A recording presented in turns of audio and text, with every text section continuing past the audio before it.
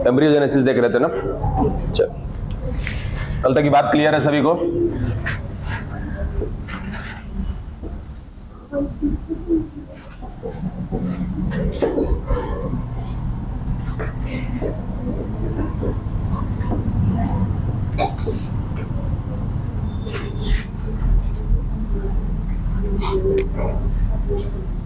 आवाज है, किसकी आवाज आ रही है?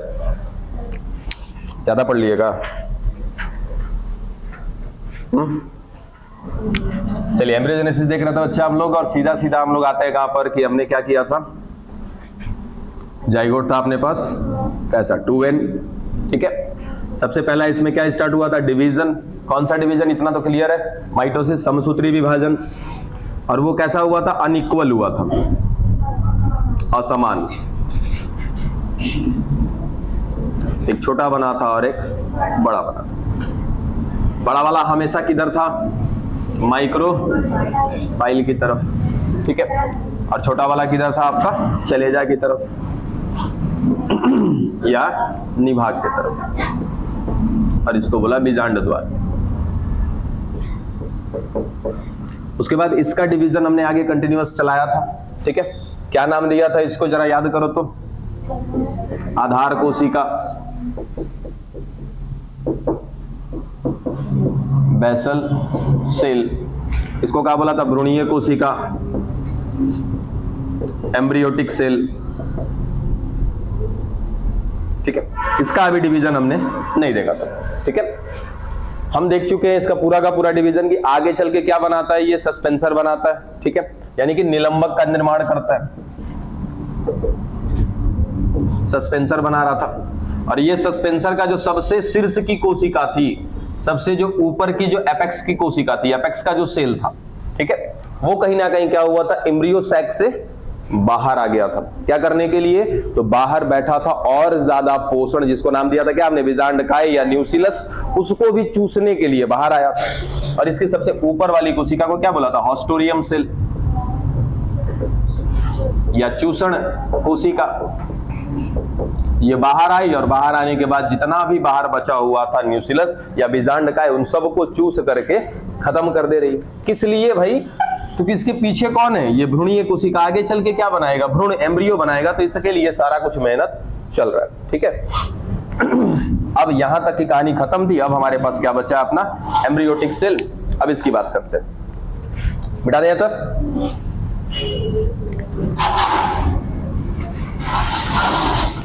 और पिक्चर को फील कर रहे हो कि मतलब कि ओव्यूल के अंदर कैसा सीन चल रहा होगा, ओव्यूल के अंदर क्या हुआ होगा, ठीक है। अब ओव्यूल आप जैसा भी बना लो, चाहे आप सीधा वाला बना लो या फिर कैसा भी बना लो,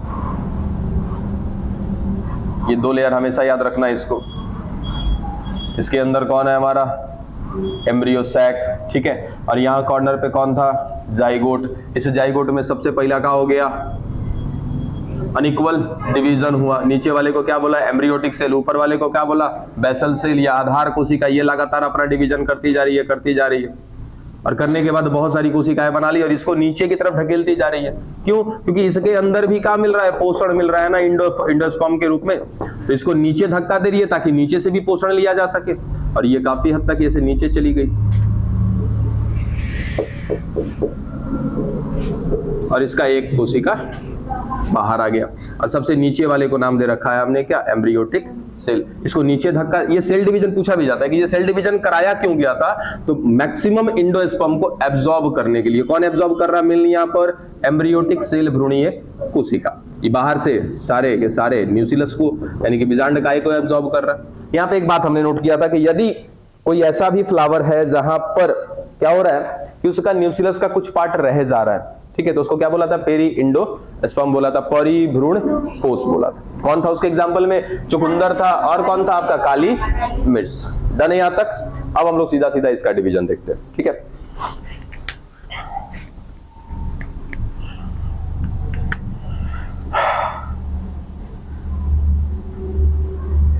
ये हमारा एम्ब्रियोटिक सेल, भ्रूणीय कोशिका, ठीक है। अब यहां पे याद रखना कि एम्ब्रियोटिक सेल में बच्चा 3 बार डिवीजन होता है, 3 बार विभाजन होने वाला, ठीक है। केवल और केवल 3 बार, ठीक है। एक बार ऐसे, कितने सेल बन गए? 2, ठीक है। नेमिंग कर दें अभी, चलो इधर देख लेते हैं नेमिंग इसका। आधार धार कोशिका, ठीक है। इसके ऊपर है, और इसके ऊपर कौन है ये भी याद रखना, सस्पेंसर है इसके ऊपर, ठीक है। इसके ऊपर सस्पेंसर है, निलंबक है, और ये स्थिति आपको याद रखनी है, ठीक है, कि कौन किधर के तरफ है। तो निलंबक के नीचे, सस्पेंसर के नीचे कौन मिल रहा है? आधार धार कोशिका, इसको कहते हैं हाइपो बेसल सेल, ठीक है। डन। दूसरा ये वाला सेल रह गया, ठीक है। इसको कहते हैं हम लोग अध्याधार, अध्याधार कोशिका, ईपी बेसल सेल। देखो थोड़ा सा कंफ्यूजन होता है, कंफ्यूजन मत होने देना बाबू। अगर जब तक क्लियर ना हो तब तक आगे नहीं बढ़ेंगे। रीजन कि जस्ट इसके बाद हम लोग लेकर आएंगे किसका, एक बीजपत्री का। अभी तक किसका देख रहे हैं हम लोग? डाइकॉट का देख रहे हैं ना, द्विबीजपत्री का। इसके जैसा ही है, वो तो और आसान है एकदम। अगर यहाँ क्लियर हो गए ना तो एकदम इजी है, कुछ उसमें नहीं दिक्कत होगा, ठीक है। क्या हुआ कि हमारे पास भ्रूणीय कोशिका थी, भ्रूणीय कोशिका में कितनी बार बोला डिवीजन कराने के लिए? 3 बार। अब एक बार डिवीजन हुआ तो कितने सेल बन गए? 2। ऊपर वाले को हमने क्या नाम दे दिया? आधारधार हाइपोबेसल सेल, और नीचे वाले को क्या नाम दे दिया? अध्याधार एपीबेसल सेल। डन। कौन किसके नजदीक है ये भी आप याद रखना। सबसे नीचे की ओर कौन है? अध्याधार एपीबेसल सेल है, ठीक है। ऊपर की ओर कौन है आपका? आधारधार हाइपोबेसल सेल, जो किससे कनेक्टेड है आपका? अब एकदम क्लियर रहेगा निलंबक से कौन कनेक्टेड है? हाइपोबेसल। हाइपोबेसल से कौन कनेक्टेड है? एपीबेसल। अब आगे एक बार डिवीजन हो गया हमारा ना, कोई आ जाता है तो सबको सेलिब्रिटी दिखाई देते हैं ना।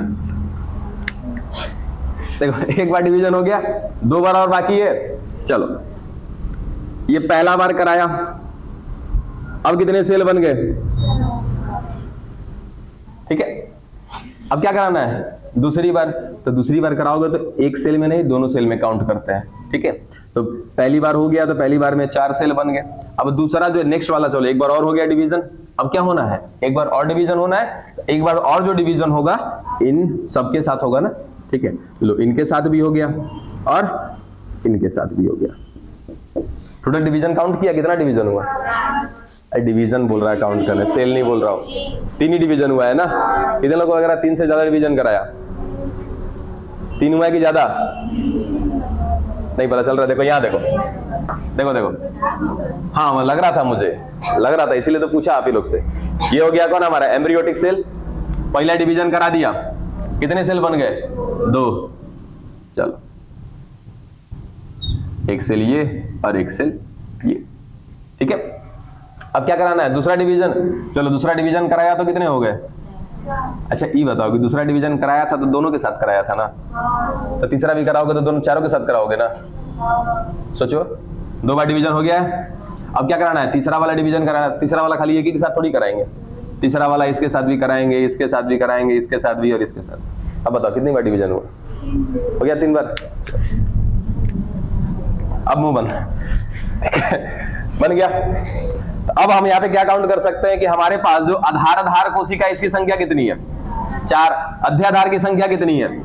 4। लगभग यहीं पे कहानी हम लोग खत्म कर देते हैं। बस सीधा सीधा यहीं से बना देते कि कौन क्या बनाने वाला था, अन्यथा कहानी काफी ज्यादा लंबी खिंच जाएगी, ठीक है। अब कुछ नाम लिख रहे हैं, वो नाम पे जरा केयर करिएगा। सबसे पहला प्रांकुर या मूलांकुर। चलो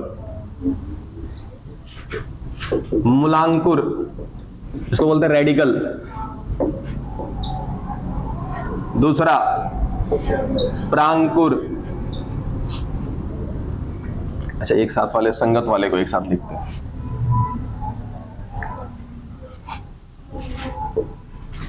बीज पत्राधार। अरे वाह। हाइपोकोटाइल। तीसरा बीज पत्र,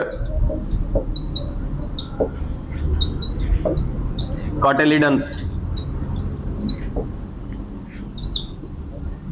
चौथा क्या हो गया, मूलांकुर, इसको प्रांकुर कर देते हैं यहाँ पे, प्रांकुर, प्लूम्यूल, और पांचवा बीज पत्रोपरिक, इपिकोटाइल।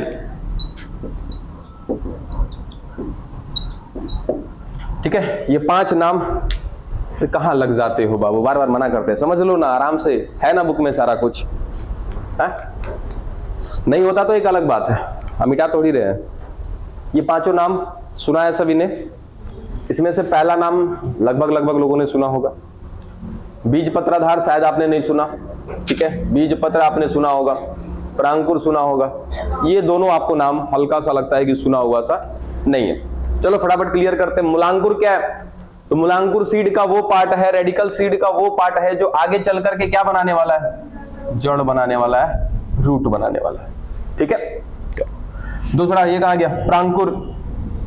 इसकी मैं बात करूं तो ये आगे चल के क्या बनाने वाला? तना बनाने वाला, जिसको हम क्या कहते हैं? सूट कहते हैं। ठीक है, तो सूट बनाने के लिए कौन जिम्मेदार? प्लूम्यूल। ठीक है, और सूट किसको कहते हो? मिट्टी से ऊपरी भाग को सूट कहते हैं, निचले भाग को रूट कहते हैं। प्लांट्स के 2 ही पार्ट होते हैं, रूट एंड सूट। अब कहोगे सर पत्ती क्या है? तो ये क्या है? ट्रांसफॉर्मेशन ऑफ सूट है। ठीक है, यानी कि सूट ही अपने आप को बदल के क्या बनाता है? पत्ती बनाता है। ब्रांचेस क्या है? शाखाएं क्या है? ये भी परावर्तित रूप है इनका। फूल क्या है? फूल भी परावर्तित रूप है। तो प्लांट्स में केवल 2 ही पार्ट, ये बहुत पहले भी बता चुके हैं ना, प्ररोग का रूपांतरण है ऐसा करके। चल, इन दोनों का काम हो गया खत्म। उसके बाद ये कहां गया? ये रहा बीज पत्र। बीज पत्र के विषय में भी हम लोग बात कर चुके हैं, कॉटिलिडन्स, कि आप अगर बीज के छिलके को खोलते हो उसके अंदर कितने दाने मिलते? चना खोला तो 2 मिला था, धान को खोला तो 1 मिला था, उसी को कहते हैं क्या? कॉटिलिडन्स। ठीक है, तो वो कॉटिलिडन्स क्या होते हैं? तो इसके अंदर स्टोर फूड होता है, इसके अंदर फूड को स्टोर करके रखा हुआ है। अब किसके लिए स्टोर करके रखा है? तो भाई साहब आगे हम क्या पढ़ रहे हैं? भ्रूण बना रहे हैं ना। ठीक है, एम्ब्रियो बना रहे हैं, तो एम्ब्रियो क्या होगा? उसी कॉटिलिडन्स के बीचों बीच होगा। ये दोनों के दोनों कॉटिलिडन्स, और इसके बीच में इमली का भी देखे हो, इमली का बीज बचपन में, अभी आप शायद कभी आपने किया हो कि नहीं किया हो, इमली का छोटा सा पौधा जब निकलता है ना, इमली का बिया आपने कहीं पे फेंक दिया। ठीक है, आपने फेंका या कहीं पे गिरा पड़ा है, तो क्या करते हैं लोग कि इतना छोटा सा हुआ पौधा, उसको मिट्टी से निकाल लिया, उसके दोनों बीज को छील देते हैं। दोनों बीज को छील दो तो पता चलेगा कि अंदर से उसका एम्ब्रियो जो है जर्मिनेट कर रहा है। अगर वहां नहीं देखा आपने ना, तो चना कुछ नहीं करना, चना आपके घर पे यदि अंकुरित हुआ है, कभी कभार ऐसा रख देते हैं, चना भिगो करके रख दिया, फिर उसके बाद छोड़ दिया 2-3 दिन, तो क्या हो जाएगा? अंकुरित हो जाएगा। चने के छिलके को छीलो और चने के दाने को खोलो तो समझ में आएगा कि उसके सेंटर में क्या था? उसका एम्ब्रियो। उसी की बात हम कर रहे हैं। और उसके एम्ब्रियो में क्या होता है? ये सारे 5 के 5 स्ट्रक्चर होते हैं, और एम्ब्रियो के अंदर ये 5 स्ट्रक्चर अपना अलग अलग काम करते हैं। ठीक है, जिसमें से एम्ब्रियो के अंदर जो मूलांकुर होगा, जो रेडिकल होगा, वो क्या बनाएगा? जड़ बनाएगा। जो प्लूम्यूल होगा वो आगे क्या बनाएगा? उसका तना बनाएगा। और ये बीज पत्र क्या है? तो उसके दोनों साइड में या एक साइड में जो भी चीजें मिल रही है उसके लिए भोजन रखा है उसने। ठीक है, जब आप चने को मिट्टी में लगा दोगे ना, कुछ दिनों के बाद, 10 दिन के बाद, 20 दिन के बाद, उस चने से जड़ भी निकल जाएगा, ऊपर उसकी तना भी निकल जाएगी, खोद के निकालना, चना का खाली छिलका रह जाएगा। अंदर का जो कॉटिलिडन्स था, जो बीज पत्र था, वो खत्म हो जाएगा। कहां गया भाई साहब? वो क्या था? भोजन था। किसके लिए भोजन था?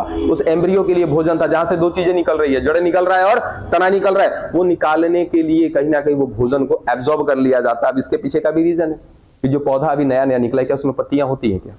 नहीं ना, पत्ती होगा तब ना वो क्या करेगा? फोटोसिंथेसिस करेगा। फोटोसिंथेसिस करेगा तो भोजन बनाएगा। अभी वो 10-20 दिन तक, महीना दिन तक क्या कर सकता है? भोजन नहीं बना सकता है। तो 10-20 दिन तक क्या करेगा? इसी बीज पत्र से भोजन लेता रहेगा। अब कोई भी बीज लगा दो, सबके साथ ऐसा ही होता है। आलू की खेती में कभी गए हो?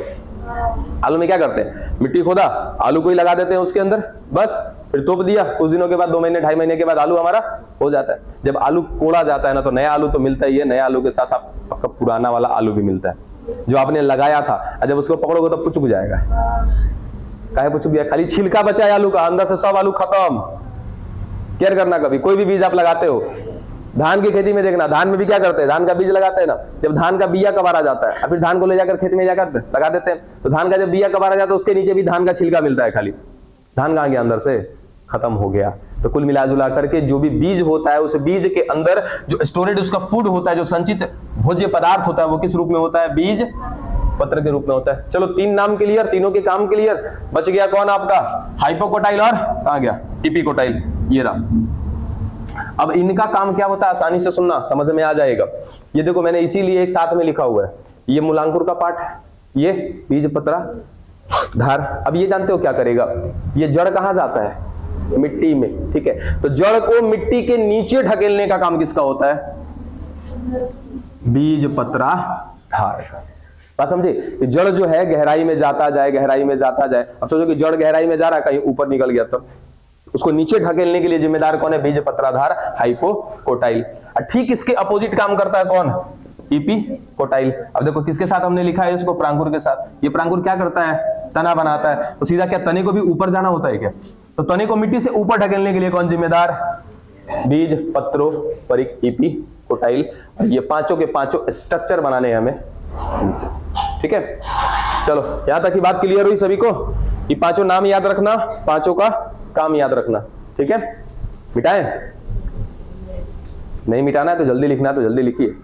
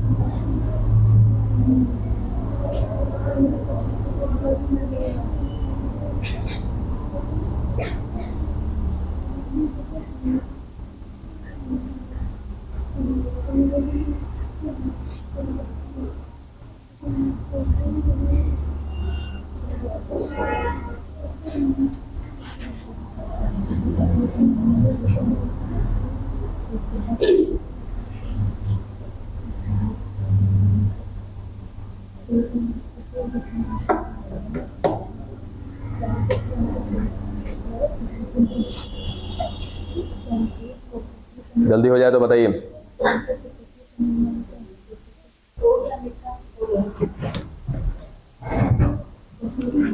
यहां से क्लियर है सभी लोग?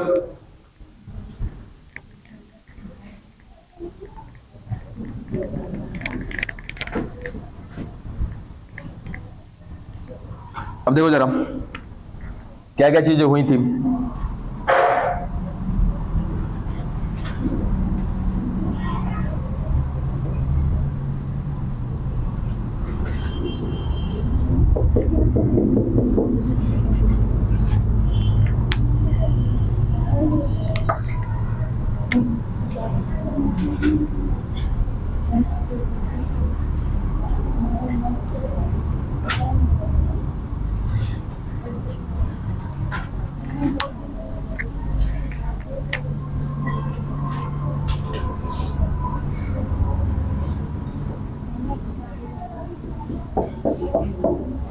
देखिए समझो बच्चा, कहां फोकस है जी, लंच वंच खोल के रखिए सर। एक सवाल करेंगे तो दांत चिहार दोगी सर, सुनती काहे नहीं हो। देखो ये पूरा का पूरा अगर मैं सस्पेंसर कहूं कोई दिक्कत, सारा का सारा क्या है सस्पेंसर है, ऊपर वाले को ऑस्ट्रोडियम सेल। डन। ये दोनों को भी हम लोग क्लियर कर चुके हैं कि ये कौन है हमारा हाइपोवेसल, कौन है एपिवेसल, ठीक है। डन। अब होने क्या वाला है, तो ये जो आपका करीबन रेक्टेंगुलर जो दिख रहा है ना, ये धीरे धीरे और डिवीजन करता जाएगा, और डिवीजन करता जाएगा, और फाइनली इधर भी मिटा देगा। नहीं मिटाते नहीं अभी, फिर हमको पढ़ाना है अभी उसको, मोनोकॉट वाले को रहने देते हैं उसको, यहीं पे क्लियर कर देते हैं हम शॉर्ट में बना के। इसके साथ कुछ नहीं होने वाला है, सस्पेंसर के साथ कुछ नहीं हो रहा। जो होने वाला है किसके साथ, यहाँ एम्ब्रियोटिक वाले सेल के साथ। ये डिवीजन करता जाएगा, और करने के बाद ये कुछ ऐसा राउंड शेप ले लेगा।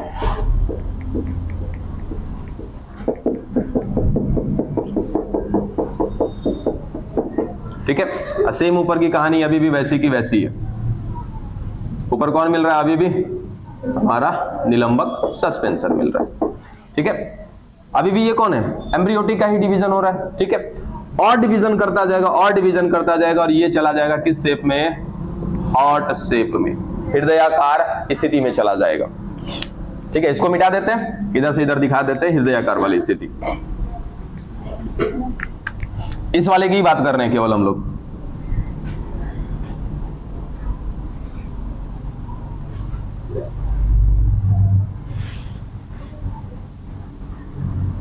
ठीक है, थोड़ा सा हार्ट शेप सा होता है। अब ये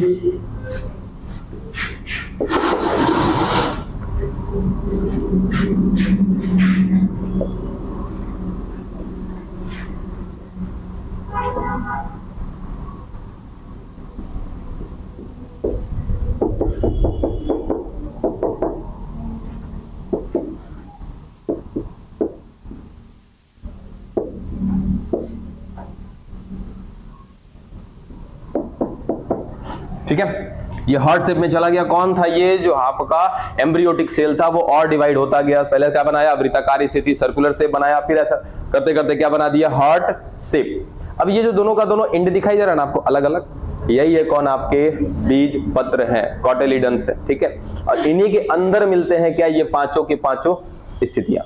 ठीक है, अब पिक्चर देखना, पिक्चर में नाम देख लेना कि कहां पर कौन है, समय बर्बाद ना करें, हम लोग आगे बढ़ जाएं। ठीक है, पांचों का काम समझा दिया कि ये पांचों के पांचों कहां होंगे, इसके अंदर होंगे। ये पूरा का पूरा कौन है बच्चा, इसका एम्ब्रियो है। ठीक है, अब इस एम्ब्रियो के अंदर क्या मिल रहा है, पांचों की पांचों चीजें मिल रही हैं। पांचों में सबका काम हमने देख लिया है। मूलांकुर रेडिकल क्या करेगा, जड़ बनाएगा। इस जड़ को नीचे धक्का देने का काम किसका है, आपका बीज पत्राधार का है, हाइपोकोटाइल का है। फिर कौन, बीज पत्र ये रहे जिनके अंदर क्या होगा, फूड का स्टोर किया गया होगा, और उसी फूड स्टोर को लेकर के यहां पर कहीं ना कहीं स्ट्रक्चर हो जाता है आपका रेडिकल का, सॉरी यहां पर रेडिकल, और ऊपर नीचे वाले का हो जाता है प्लीम्यूल। अब यहां से ये भोजन को लेते रहेंगे, लेकर के आगे अपने जड़ को निकालते रहेंगे और अपने तने को बनाते रहेंगे। और ये प्रांगुर क्या कर देगा, तना बना देगा, और इस तने को ऊपर भेजना है, इसके लिए जिम्मेदार कौन है, एपिकोटाइल बीज पत्रोपरि। ठीक है, अब इसके बाद इसके ऊपर अभी क्या दिख रहा था, सस्पेंसर, निलंबक। ये निलंबक का सारा पार्ट क्या हो जाएगा, अब खत्म हो जाएगा, ये पूरा खत्म, केवल एक हिस्सा रह जाएगा इसका। ये देखो, केवल और केवल एक हिस्सा रह जाएगा। ये वाले पार्ट को हमने क्या बोला, रेडिकल है। ये रेडिकल का पार्ट है, और ये नीचे वाला क्या हो जाता है, प्लीम्यूल। बुक में मिल जाएगा, बस केवल नेमिंग आपको देखना है कि कौन कहां पर है, बाकी सब समझा दिया आपको। ये हो जाता है आपका प्रांकुर प्लीम्यूल। और ये जो हिस्सा बच गया है ना, ये किसका बचा हुआ हिस्सा, निलंबक का, सस्पेंसर का। इसका नाम होता है बच्चा एपिफाइसिस। एपिफाइसिस, ठीक है, मूल गोप। ये मूल गोप बनाएगा। ठीक है, तो ये कहा है एपिफाइसिस। कौन था ये एपिफाइसिस, किसको नाम दिया हमने, तो हमारा सस्पेंसर का केवल एक सेल वहां पर बचा रह जाता है, और उस बचे हुए सेल को हमने नाम दे दिया क्या, एपिफाइसिस। अब ये एपिफाइसिस आगे जाकर के बनाता है बच्चा रूट कैप। रूट कैप जिसको कहते हैं हम लोग मूल गोप। अब ये क्या चीज है भाई, तो जो भी जड़ नीचे जाती है, देखो अगर हमने कहा कि ये मेन रूट है किसी पौधे का, ऊपर यहाँ पे पौधा लगा हुआ है, इसका मेन रूट, इससे कहीं ना कहीं छोटे छोटे रेशे निकले हुए हैं रूट्स के। ठीक है, तो ये मिट्टी के अंदर जा रही है क्या, देखो इधर, ये निचला वाला हिस्सा कहां जा रहा है, मिट्टी के अंदर। क्या मिट्टी में फ्रिक्शन होगा क्या, घर्षण होगा क्या, आप सोचो ना कि मिट्टी को आप अंगुली में डालोगे, क्या ये वाला हिस्सा आपका टकराएगा कि नहीं टकराएगा मिट्टी से। ठीक है, तो इसके ऊपर क्या होता है, एक प्रोटेक्टिव लेयर होता है इसे, ताकि इसके जड़ को कोई नुकसान ना पहुंचे। और इसी हिस्से को जो ब्लैक वाला बनाया, जो प्रोटेक्टिव लेयर है किसका, रूट का, उसको क्या बोलते हैं हम लोग, रूट कैप, मूल गोप। और उस मूल गोप को बनाने के लिए जिम्मेदार है कौन, एपिफाइसिस। या नजदीक में कौन दिख रहा है आपका, रेडिकल। ये क्या बनाएगा, जड़ बनाएगा। तो जैसे ही जड़ बनाएगा तो जड़ वाले हिस्से पे ये जाकर के क्या कर देगा, एक कवर बना देगा ऐसे, ताकि वो जड़ निकलता जाएगा और वो नीचे की तरफ जाता जाएगा, लेकिन जड़ को कोई समस्या नहीं होगी। रीजन कि उस जड़ पर क्या मिल रहा है, प्रोटेक्टिव लेयर मिल रहा है। डन, खत्म। ये था आपका डाइकोट। अभी खत्म नहीं हुआ, थोड़ा सा बीज वाला पार्ट अभी बाकी है, जल्दी हो जाए, मिटा दें इसको। इसी के साथ साथ हम लोग मोनोकॉट भी देख लेते हैं।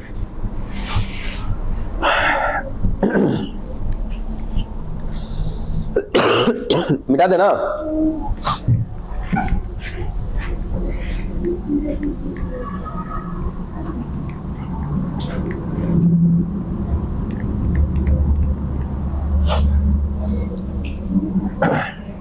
देखो सेम कहानी यहां भी है। क्या हुआ कि भाई यहां भी क्या हुआ है, फर्टिलाइजेशन हुआ है, जाइगोट बना हुआ है। जाइगोट कहां पर बना है, एम्ब्रियो सैक में। ठीक है, ये देखो ये हमारा एम्ब्रियो सैक, इसमें क्या बना हुआ है हमारा, ये रहा जाइगोट। और ये कहां पे बंद है, ओव्यूल के अंदर। ठीक है, चलो अब इसके अंदर भी क्या होने वाला है बच्चा, डिवीजन होने वाला है। ठीक है, सेम कहानी है। अब यहाँ न्यूक्लियस वगैरह फिर से ध्यान रखना कि क्या होगा, यहाँ पे न्यूक्लियस होगा, बीजांडकाय होगा। ठीक है, इसके अंदर क्या होगा, पोषण होगा, भ्रूण पोष के रूप में होगा। ठीक है, अब इसके अंदर भी क्या सीधा सीधा स्टार्ट कराना है हमको, डिवीजन। ये डिवीजन भी कैसा होगा, अनइक्वल होगा। लो दिख रहा है अनइक्वल डिवीजन। इसको क्या कहोगे, भ्रूणीय कोशिका, एम्ब्रियोटिक सेल। इसको क्या नाम देंगे, आधार कोशिका। नाम रखे फिर से, कर लोगे ना। कहानी सेम है, जहां पे कहानी अंतर करेगा, डिफरेंस करेगा, वहां पे आपको लिख देंगे। तो ये हमारी भ्रूणीय कोशिका, ये हमारी बेसल सेल, आधार कोशिका। अब याद करो जरा डाइकोट को कि बेसल सेल का, आधार कोशिका का काम क्या था, सस्पेंसर को बनाना, निलंबक को बनाना। वहां पे सस्पेंसर जो था, निलंबक जो था, क्या था, मल्टी सेलुलर था। यहाँ पे ऐसा कुछ नहीं है। ठीक है, यहाँ पे अंतर है थोड़ा सा। देखो ये हमारा यूं की यूं कौन है, एम्ब्रियोटिक सेल, और इसके नीचे कौन मिल रहा है हमारा, आधार कोशिका। अब इसको क्या करना है भाई, बाहर आना है, क्या बनाना है, निलंबक बनाना है, सस्पेंसर। क्यों बाहर आना है, और इसको पीछे धक्का भी देना है, क्योंकि ये नीचे वाला जितना लंबा होगा, ये पीछे वाला कहां जाएगा, अंदर की तरफ। तो अंदर के जितने भी आपके पोषण है, भोजन है, उसको क्या करेगा, ये एम्ब्रियोटिक सेल एब्जॉर्ब करेगा। जो निलंबक बनेगा सस्पेंसर, ये बाहर जाके न्यूक्लियस को एब्जॉर्ब करेगा।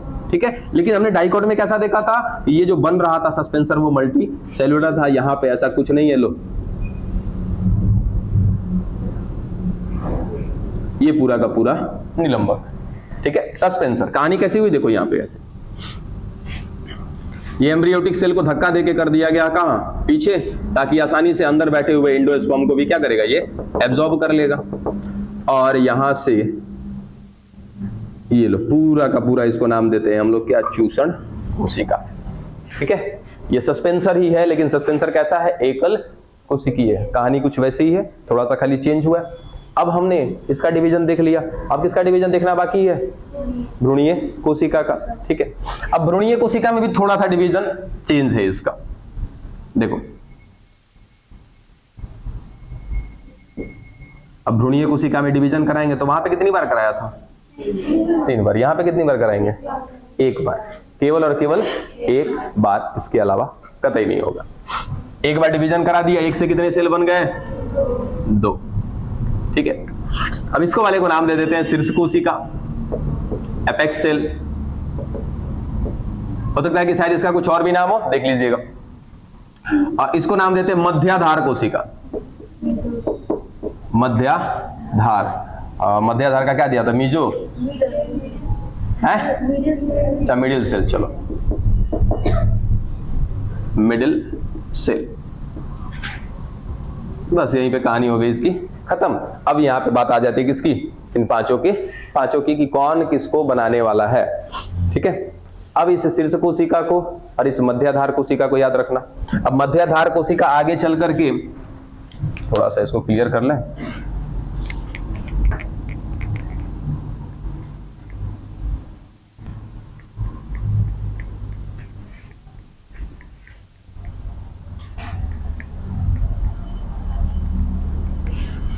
चलो अब मध्याधार कोशिका में याद रखना, यहां पे नंबरिंग कर दें या यहीं से सीधा एरो दे देते हैं। ये मध्याधार कोशिका आगे जाकर के बनाने वाली है क्या, मूलांकुर, रेडिकल और बीजपत्रा धार। इनका काम ऑलरेडी आपको मालूम है क्या करना है। बच गए कौन, ये तीनों के तीनों, वो कहां से बन जाएंगे, शीर्ष भाग से बन जाएंगे। अब फाइनली जब आप देखोगे किसको, इस कहां गया, इसको हटा के मोनोकॉट कर दें, मोनोकॉट। जब मोनोकॉट को देखते हैं तो ये भी आगे चल के फाइनली कुछ ऐसा, पिक्चर देखो थोड़ा सा अजीब बन जाएगा। ऐसे है ना कुछ, देख लेना थोड़ा सा। अब यहाँ पे ये कौन हो जाएगा इसका, कॉटिलीडन्स। बीज पत्र कितना दिख रहा है, एक, इसलिए इसको क्या कहते हैं, एक बीज पत्री। बाकी सेम कहानी वहां भी है, पांचों का पांचों नेमिंग आप देखते रहना कि कौन कहां पर नेमिंग है। 3 4 5 ये पांचों स्ट्रक्चर इसी के अंदर होंगे। पांचों का काम आपको ऑलरेडी मालूम है। डन। अब इसके बाद ज्यादा डिटेल नहीं कर रहे हैं, ठीक है ना। डिटेल रह ही क्या गया, सारा तो हो ही गया। हाँ बोलिए। गलती तो नहीं बताया होगा, शीर्ष कोशिका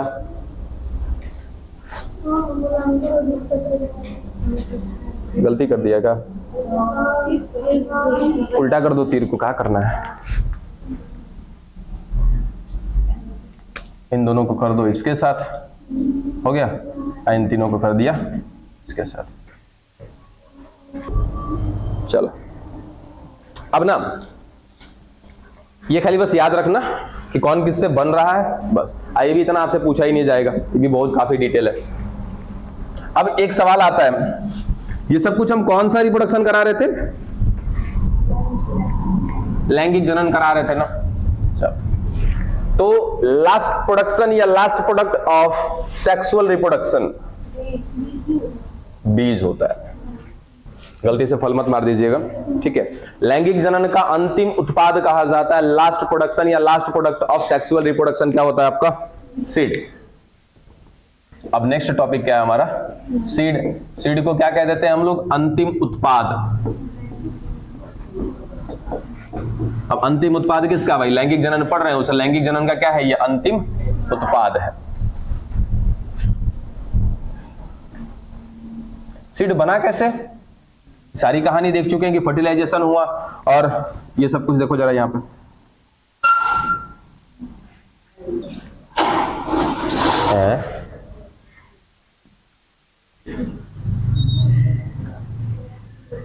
चलो, इसके अंदर कौन था बाबू, एम्ब्रियो सैक था क्या, ठीक है।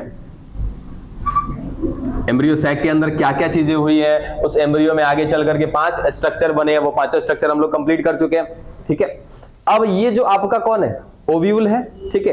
अब ये ओव्यूल पूरा का पूरा कन्वर्ट हो जाएगा बच्चा किसमें, सीड में, बीज में। अब धैर्य रखना, चलो थोड़ा पूछने। अच्छा हाँ, खड़ा हो जा भाई, तुम लोग को तो ध्यान में नहीं रखते हैं। खड़ा जा, तुम्ही की बात कर रहे हैं, जल्दी। अरे तू रही बात कर रहे बाबू, खड़ा हो जा भाई। कहा है ब्लू वाला, कहा बनाए हैं पता ना सर, बस डिजाइन बना दिए है ना। चल बाबू तू खड़ा हो जा। ये कहा है ब्लू वाला, ओव्यूल, हिंदी में क्या कहते हैं, बहुत खूब। चलो अब ये बीजांड जो है, ओव्यूल, ये कितने अस्तर का होता है, अरे ठहर जा, 2 अस्तर का। उन दोनों अस्तरों को मिला के कुछ नाम देते हैं हम लोग, बोलो। गोवर्धन खड़ा हो जाओ बच्चा, बता क्या नाम है। ये दोनों अस्तर जो है जिससे बीजांड बना हुआ है, इसके दोनों अस्तरों को क्या नाम देते हैं,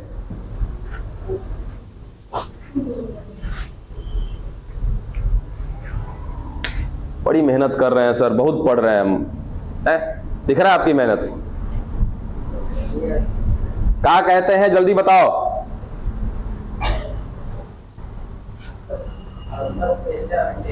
अरे उतना दूर मत जा, अभी बनेगा वो टेस्टा और टेगमेन, रहने दो, एरिल भी बनाएंगे। पहले ये तो बताओ, ये दोनों के दोनों को क्या कहते हैं हम, मध्याधार। क्या कह रहा है जी, कि अध्यावरण कहते हैं। बैठ जा बाबू।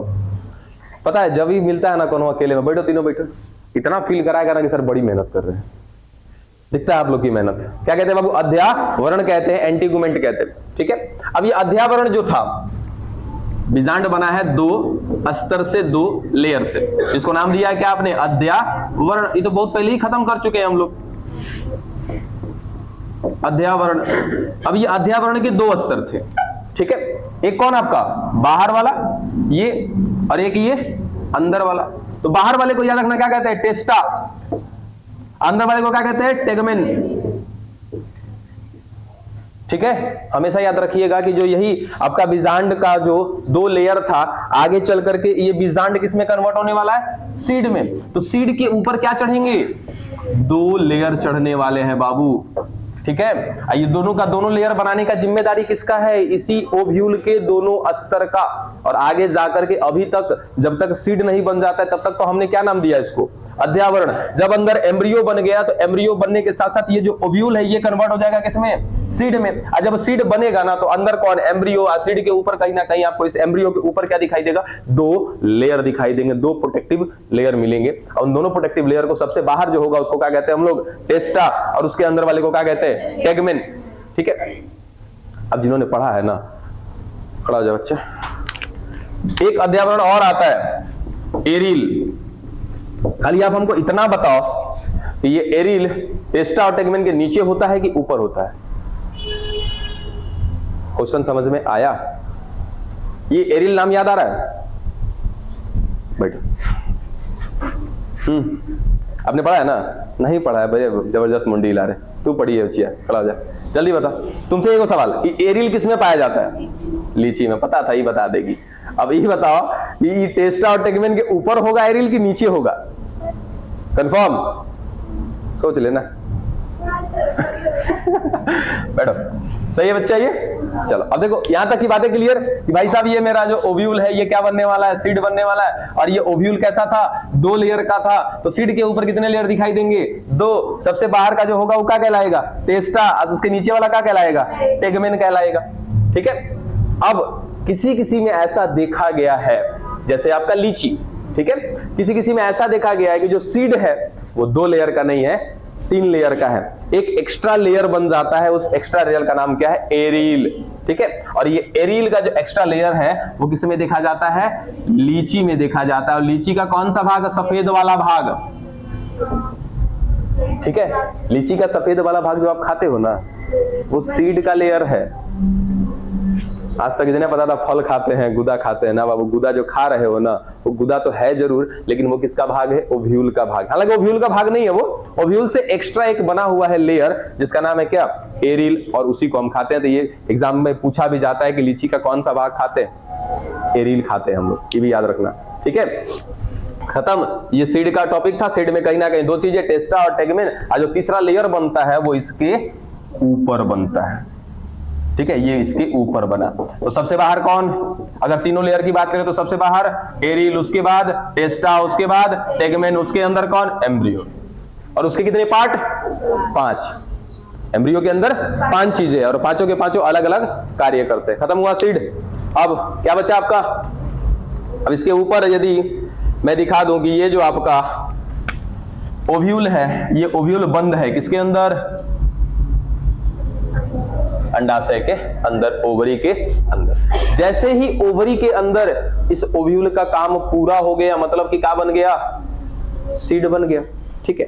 थोड़े से आते हैं कुछ केमिकल चेंज, ठीक है। और वो केमिकल चेंज क्या कराते हैं? रासायनिक जो परिवर्तन आते हैं, वो रासायनिक परिवर्तन इस अंडाशय को कहीं ना कहीं प्रेरित कर देते, एस्टिमुलेट कर देते, ठीक है। अब एस्टिमुलेट कर दिया, प्रेरित कर दिया, तो भाई साहब प्रेरित किसके लिए कर रहा है? कि भाई आप भी अपना काम करो, ठीक है। हमने अपना काम कर लिया कंप्लीट, आप भी अपना काम करिए, ठीक है। मतलब कि हमारे अंदर फर्टिलाइजेशन हो गया, फर्टिलाइजेशन से पहले क्या हो गया? निषेचन हुआ, निषेचन के बाद अरे बाबा पॉलिनेशन, पॉलिनेशन हुआ, पॉलिनेशन के बाद क्या हुआ? निषेचन हुआ, निषेचन के बाद क्या बन गया? सीड बन गया।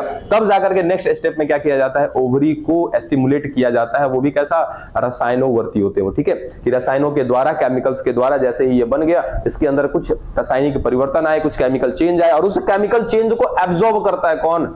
ओवरी। और ओवरी धीरे धीरे बदलना शुरू कर देता है बच्चा किसमें? अपने आप को फल में, ठीक है। अब इसको मिटाएं, फल देखें, कुछ लिखना नहीं है।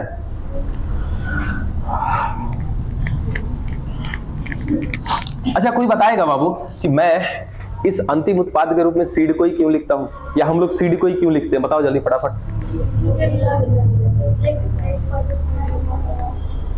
बोलो। क्यों? फल का नहीं होता है? एक कोई बोलो, एक लोग बोलो। अब नहीं बोलोगे? अब नहीं बोलेंगे सर, उस ग्रुप में बोलने की आदत है, यहाँ नहीं बोलेंगे। जल्दी, समय कम है। कोई बताओ कि अंतिम उत्पाद हम लोग बीज को ही क्यों कहते हैं, फल को क्यों नहीं कहते? दोनों रुको, बोलो। अब वो नहीं बोलेगी। बोलो जल्दी बोलो। इसका कोई लेना देना नहीं है कि बीज से ही नए पौधे बनते हैं, इसके लिए हम उसको अंतिम उत्पाद कहते हैं। इसका ये कोई आपका सही जवाब नहीं हुआ। अब केवल आप बोलिए, आप बोलिए।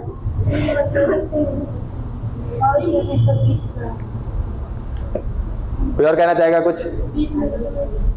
बीज से ही नया पौधा बनता है, इससे कोई लेना देना नहीं है। सब जानते हैं कि बीज से ही क्या बनता है, नया पौधा बनेगा, लेकिन अंतिम उत्पाद के रूप में क्यों कहा? अच्छा, पूरा क्या लिखा था?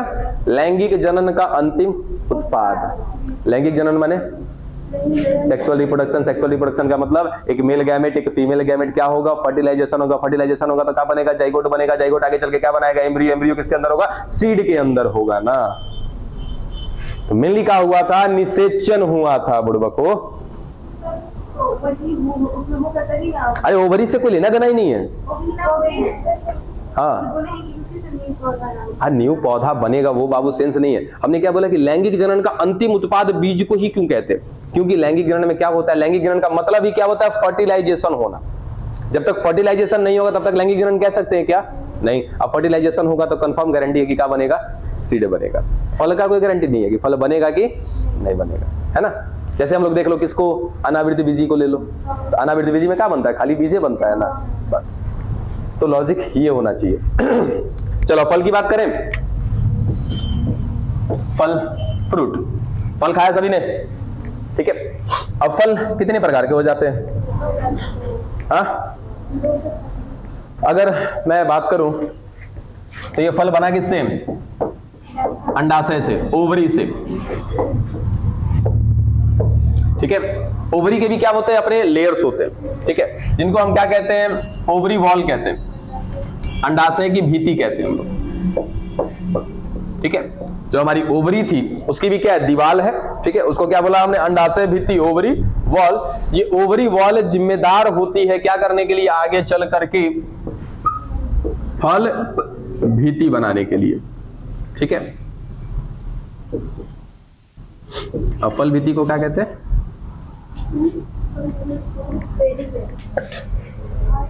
पेरिकार्प।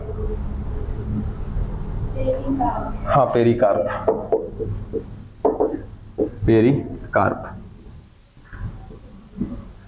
चलो, आपने फल खोला है, फल खोला है मतलब कि फल को छीला है, खाया है, देखा है, सब कुछ, ठीक है। एक एक लेयर जो हम खोलते जाते हैं फल का, वो क्या कहलाता है? फल भित्ति, पेरिकार्प। ये बना है किससे? अंडाशय की भित्तियों से, ओवरी के वॉल से बना है। अब इसके अकॉर्डिंग फल भित्ति के आधार पर भी जो आपके फल होते हैं वो दो प्रकार के होते हैं, ठीक है। सबसे पहला प्रकार जिसमें इसका फल भित्ति एक ही रहेगा, मतलब कि डिवाइड नहीं होगा, तो जिसमें सीधा सीधा कि फल भित्ति का विभाजन नहीं हुआ, और एक ऐसा जिसमें फल भित्ति का विभाजन हो गया है। सुनना, ठीक है। क्या क्या बात कहा कि भाई फल है, फल में क्या होंगी? भीतियां होंगी, उसके कुछ दीवाल होंगे, और वो दीवाल बनाने के लिए, भीतियां बनाने के लिए जिम्मेदार कौन होगा? अंडाशय की भीतियां, ओवरी के वॉल। अब इस अकॉर्डिंग हमने कहा कि फल भित्ति तो होगी, हर फल में होगी, लेकिन होगा कि एक ऐसा फल होगा जिसमें उसकी फल भित्ति डिवाइड नहीं हुई है, और एक ऐसा फल होगा जिसमें उसकी फल भित्ति डिवाइडेड होगी, ठीक है। अब फल भित्ति डिवाइड होगी तो तीन लेयर बनाएगी। एक को कहते हैं बाह्य फल भित्ति, बाह्य फल भित्ति। दूसरे को कहते हैं मध्य फल भित्ति, और तीसरे को कहते हैं अंतः फल भित्ति। इंग्लिश में कहते हैं एपिकार्प, मीजोकार्प और इंडोकार्प, ठीक है। यही वो फल भित्ति है जो आगे चल के डिवाइड होकर तीन लेयर बना रहा है। कौन कौन सा? एपिकार्प, मीजोकार्प और इंडोकार्प। यहां पर भाई साहब पूछो नहीं, ठीक है। अब बताइए, ऐसे फल को क्या नाम दिया जाए जिसमें फल भित्ति विभाजित नहीं हुआ है? जब हम बोर्ड पे रहते हैं तो आपकी आवाजें आती हैं, जब सामने से पूछ लें तो कभी आवाज नहीं निकलती। बताइए, कम से कम इतना बताइए कि एक ऐसा फल जिसमें उसका फल भित्ति विभाजित नहीं हुआ है। क्या कहते हो? गजबे है तो बताओ तो जी। हाँ, शुष्क फल, श्योर। इधर क्या कह देंगे? Fleshy fruit. बेटा क्या बोलते हैं इसको? शुष्क फल, ड्राई फ्रूट।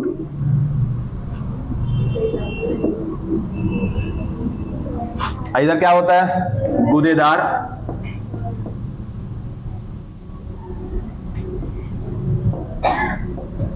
इनको कहते हैं फ्लेसी फ्रूट, जिसके अंदर मतलब गूदे होंगे। यहां पे एग्जांपल के तौर पे लिख सकते हो किसको?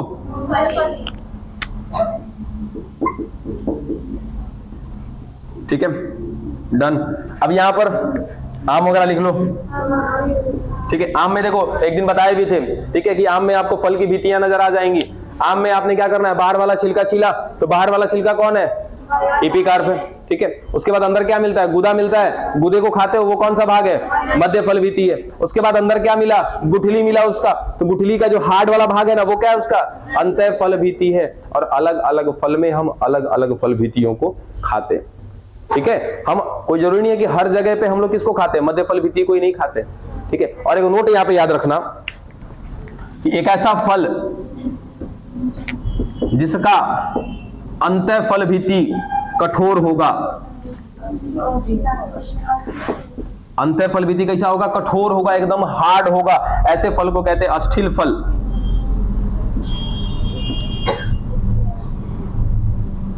अस्थिल फल, ड्रूप फ्रूट। अब आम क्या है? अस्थिल फल है। आम एक प्रकार का क्या है आपका? ड्रूप फ्रूट है। कैसे? हमने क्या बोला कि सीधा सीधा बस ध्यान दो कि एक ऐसा फल जिसका अंतः फल भीति का होना चाहिए?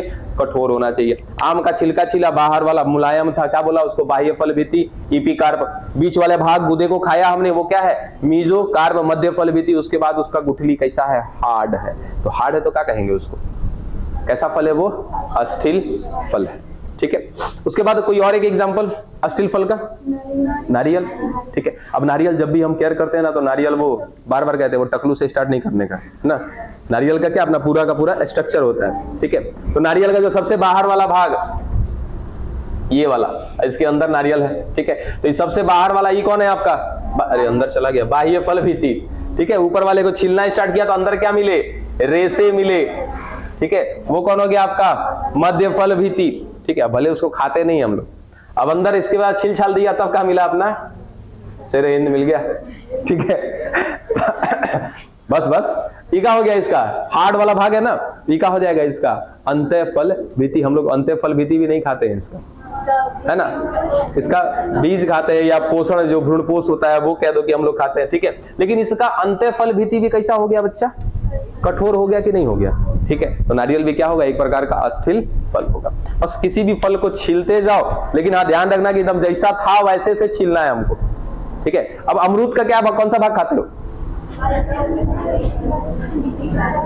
एपिकार्प भी खा जाते हो, मीजोकार्प भी खा जाते हो। ठीक है, सब खा जाते हैं, कुछ नहीं छोड़ते, है ना, कुछ नहीं छोड़ते हम लोग उसका। चलो इसके बाद एक और आता है, बस उसको हम बोल के ही खत्म कर दें। इसके बाद दो तरह के और फल होते हैं उत्पत्ति के आधार पे, है ना, ओरिजिन के आधार पे हम बात करें अगर, तो दो प्रकार के फल होते हैं। एक को कहते हैं ट्रू फ्रूट, एक को कहते हैं फॉल्स फ्रूट। ठीक है, सत्य फल और आभासी फल। अब सत्य फल का मतलब होता है फल किससे बनना चाहिए? ओवरी से बनना चाहिए। ठीक है, तो यदि कोई फल केवल और केवल ओवरी से बना है तो ऐसे फल को क्या कहते हैं? सत्य फल कहते हैं। जो भी ऐसे आपका आम क्या एक प्रकार का सत्य फल हो गया। अब एक ही बात करते हैं असत्य फल। असत्य फल का मतलब होता है कि ओवरी तो जिम्मेदार है ही बनाने के लिए, लेकिन ओवरी के अलावा उस फ्लावर का कोई और पार्ट उसमें शामिल हुआ होगा। ठीक है, ओव्यूल क्या बनाता है? सीड। ओवरी क्या बनाता है? फल। केवल ओवरी से बना तो सत्य फल, ट्रू फ्रूट। ठीक है, और ओवरी के अलावा कोनो और पार्ट इसमें शामिल हो गया और उसने क्या बना दिया? फल बना दिया। तो ऐसे फल को क्या कहते हैं हम लोग? आभासी फल या false fruit. As it is example याद रखिएगा आपका सेब, सेब में सेब हो गया, स्ट्रॉबेरी हो गया, इन सब में क्या शामिल हो जाता है? थैलेमस, पुष्पासन। ये फ्लावर का भाग याद है नीचे वाला, ये जिसके ऊपर आया था कौन, फ्लावर। ठीक है, तो ये वाला भाग भी शामिल हो जाता है। ये आपका ओवरी और ये कौन था आपका थैलेमस, ये दोनों मिलकर के क्या बनाता है, फल बनाता है। जैसे एग्जांपल सेब है,